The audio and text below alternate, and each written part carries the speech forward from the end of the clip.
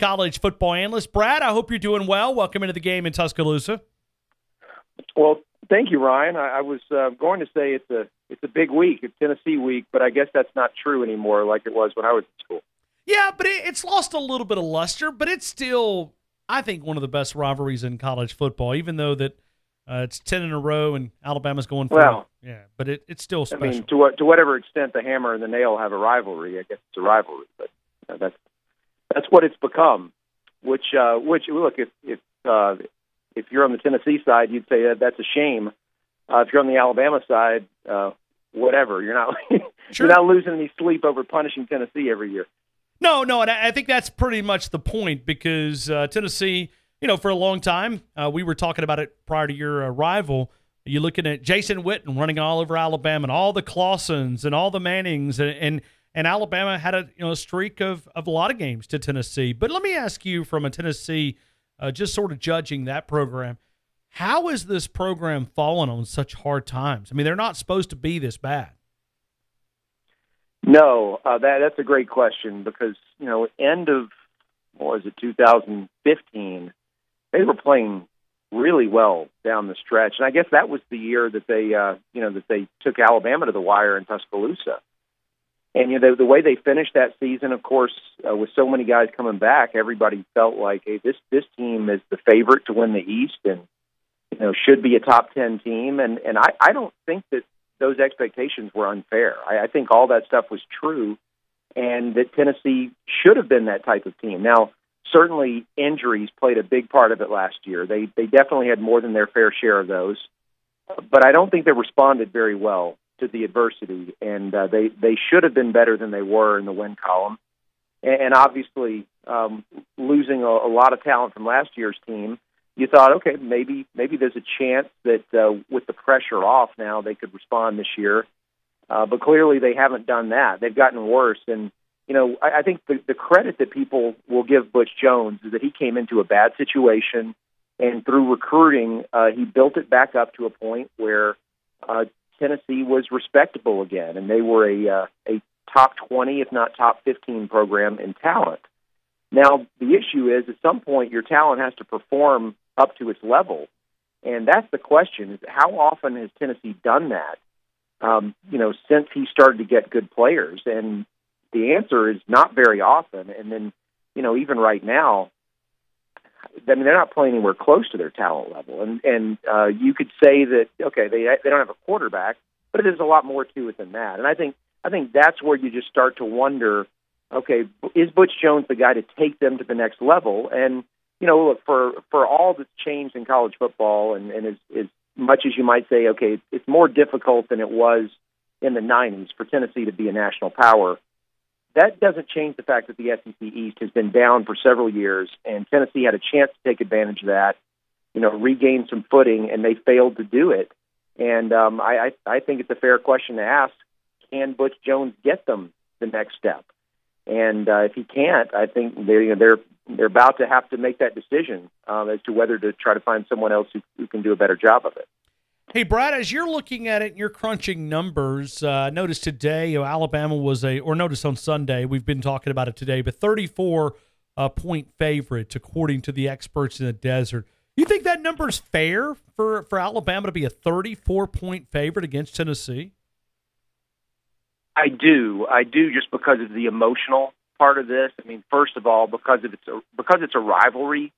While I don't think Alabama would necessarily run up the score, I think that you're less likely to pull your starters early in a big game like this. And then on top of it, they have a bye next week. So I don't think you're worried about, wearing your guys down when you got another big game coming up the next Saturday. And that goes into it. And then there's also just everything that Tennessee's going through right now emotionally, just with all the criticism of the program and all the talk about the coach possibly being fired. And I think it would be very easy for this Tennessee team to quit if they get down. If Alabama puts it on them early, I can see them in this situation rolling over. And I'm not saying that they absolutely will, but it wouldn't surprise me for a team in their spot to just kind of roll over and take their beating. And if that ends up playing out, then this game could get almost as ugly as the Vanderbilt and Ole Miss game. So I'm not expecting it to be quite that bad, but I can certainly see the potential. Brad, as I look at a lot of numbers for Nick Saban, certainly the championships, the All-Americans, the different NFL drafts, those all stick out. But another one that I think is overlooked, 72 consecutive unranked teams have fallen to the Crimson Tide. You have to go back 2007, the last time an unranked team beat Alabama. Going from this past weekend that we're going to talk about here in a couple of minutes, how impressive is that number that even they don't play down to the competition, they still are able to maintain the standard? I think that may be the single most important number related to this dynasty, related to the domination of the last 10 years. You look at what Clemson did last Friday. You look at what Oklahoma did the week before that. That's something Alabama hasn't done in 10 years. They have not. It's not just they haven't lost to an unranked team. They haven't lost to a team ranked outside of the top 20, if my memory serves correctly. I think every loss they've had since the Louisiana Monroe in 2007 has been to a top 20 team, certainly since the start of 2008. And when you're doing that, what you don't have is seasons that are hijacked by that loss that comes out of nowhere, the one that nobody saw coming. I mean, we can go back to some of the great teams that Pete Carroll had at USC. Where they had that stretch where they won the AP title in 2003. They won the BCS championship in 2004, and they were very close to winning a third straight AP championship in 2005 in that game against Vince Young in Texas. And who would have imagined that they would never get back to another national championship game? They still haven't been back to one since then. But they had teams that were as good as anybody in 2006, 2007, 2008. But at least two of those, if not all three of those seasons, they didn't make it to the BCS title game because they blew a game against a team that was nowhere near them in talent, and they came out unprepared to play, and they lost. And that's really what you've got to give Saban so much credit for all of the other things that you praise them for. The fact that they just haven't laid a major egg anywhere in 10 years is amazing. And like I said, I think that as much as anything is responsible just for the consistency that they've had in terms of being a factor in the national championship race going into November. Now looks like it'll be 10 years in a row. Brad Edwards right now, ESPN college football analyst. Brad, let me look at some other teams and go through this past weekend. From your perspective, it was a lot of shifting around, a lot of rankings going down. A lot of teams, I think it was Washington State, Clemson, Auburn, Texas Tech, all fell to unranked teams. I might have even missed one there, but a pretty crazy weekend this past weekend. Yeah, and of course there are different types of losses. They're the ones that just absolutely shock you, like the Clemson loss and the Washington loss, just because of who they lost to. And then there are other ones like the Washington State loss. It was really the way they lost, just how lopsided it was. And then with Auburn, the way that game went in the first quarter, for it to turn around and end like it did was just shocking. It was a lot like the 2010 Iron Bowl, except obviously in reverse for Auburn, where it just started out with one team dominating and looking like they couldn't be stopped, and then all of a sudden it just completely changes course. And look, I think a lot of us went into that game feeling like, okay, Auburn is capable, if they play well, of beating Alabama. And in the first quarter of that game, that's what we saw. We saw the Auburn team that is a threat to Alabama, especially at Jordan-Hare at the end of November. But then in the last three quarters, we saw an Auburn team that is capable of, certainly capable of losing another conference game before the Iron Bowl and possibly rendering that game meaningless within the SEC race. And if they were to, play like those final three quarters more than once between now and the Iron Bowl, who knows? Malzahn could be coaching for his job by the time the Alabama game comes around. So it's strange to see Jekyll and Hyde out of the team like that all in the course of one game, but that's kind of what we got with Auburn. I know I've asked you this several weeks in a row, But going back to Georgia here for a couple of minutes, do you think they're worthy of the ranking? Do you think this is the third best team in college football? Do you like what you see in Athens?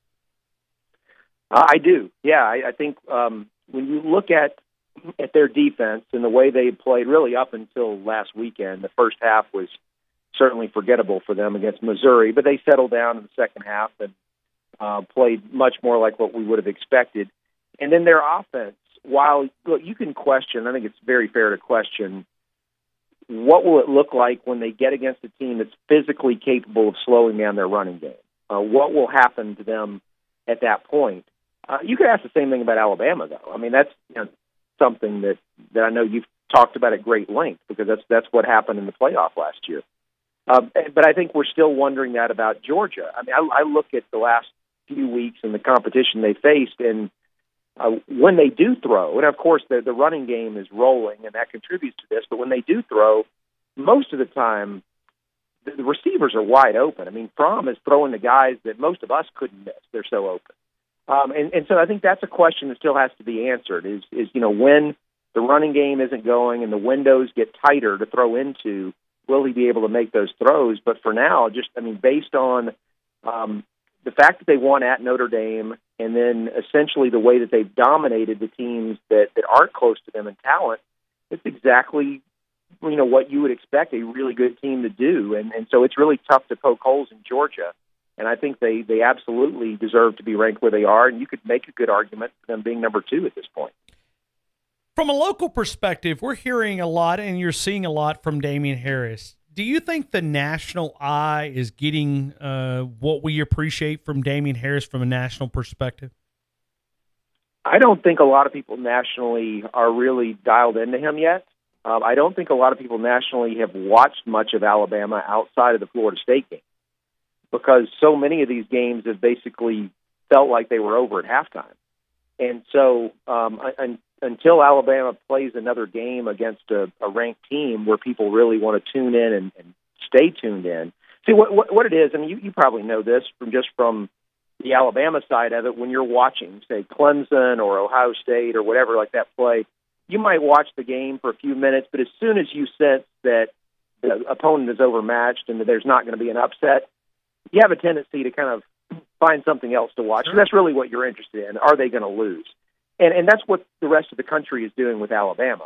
All they really care about is Alabama going to lose? And once they get up big, then America loses interest. So I really don't think that they have seen much of Damien Harris, even though there's been a lot to see. And I think that the majority of just kind of casual college football fans around the country, if you ask them to name one running back for Alabama, I think more of them would name Bo Scarborough before they would name Damien Harris, because they remember Scarborough from the playoff last year. When we talk about playoff implications, what's a couple of games that grabs your attention this weekend that could make an impact? Well, the two obvious ones. I mean, I think the USC at Notre Dame game feels like a play-out game, not a play-in, but like the loser's probably out. And so that's the first one that comes to mind. And then with Michigan, Ohio State, with Michigan, Penn State, Michigan at Penn State, I think we're going to learn a little bit more about how good Penn State really is. They've played a weak schedule to this point. The best team they faced is Iowa, which is, not a top 25 team. And even though Penn State controlled that game, they still needed to score. I don't want to say they controlled it. Statistically, they did. They were clearly the better team, but they fell behind at the end and needed a last-second touchdown to win it. And that's really all we know about Penn State is that they needed to have a great final drive just to pull out a win in Iowa. This is a game I think they should win easily. Michigan's offense has been struggling all year long. Penn State has played well defensively against weak competition. And because Michigan's offense kind of falls into that category, I think unless Michigan gets a turnover or special teams play to help them out, I think they will really struggle to hit double digits in this game. I expect Michigan to score fewer than 10 points. So the question is, how will Penn State's offense perform against a good defense. And I think that'll give us an idea of what kind of chance they might have the following week of going into Ohio State and winning. So my question here is not, will Penn State win? I would be shocked if they lost this game. But it's really their offense. How does that offense look against a good defense, and does it look good enough that we think that they've got a chance to beat Ohio State a week later? How big is the gap between 1 and 2? I think it really depends on the week, Sure. and it depends on the matchup. I mean, look, like I said, you could make an argument that Georgia's the second best team right now, and how much better is Alabama than Georgia? I don't know. I think there's some weeks where Alabama might beat Georgia by double digits, and there are other weeks where it might be a close game. And then there'll probably be a few times where Alabama's just not on its game that Georgia might win. But I have a hard time seeing Penn State beat Alabama, and I think this is where I just from the Alabama perspective, I think having a 4-team playoff is a big deal compared to the BCS era. If this were the BCS where there were only 2 teams that would get a shot, Alabama at this stage would know that if it just wins the rest of its games, it would be the number 1 team, and it's just a matter of who the opponent is for that one game. And there are a lot of teams that are ranked in the top 5, top 10 right now that just do not match up well with Alabama at all. And so it's possible that you could end up with a game like so many of those BCS national championship games where Alabama just won easily. I think at the end of the day, the 2 teams that would give them the most trouble in terms of the playmakers that they have on both sides of the ball are Clemson and Ohio State.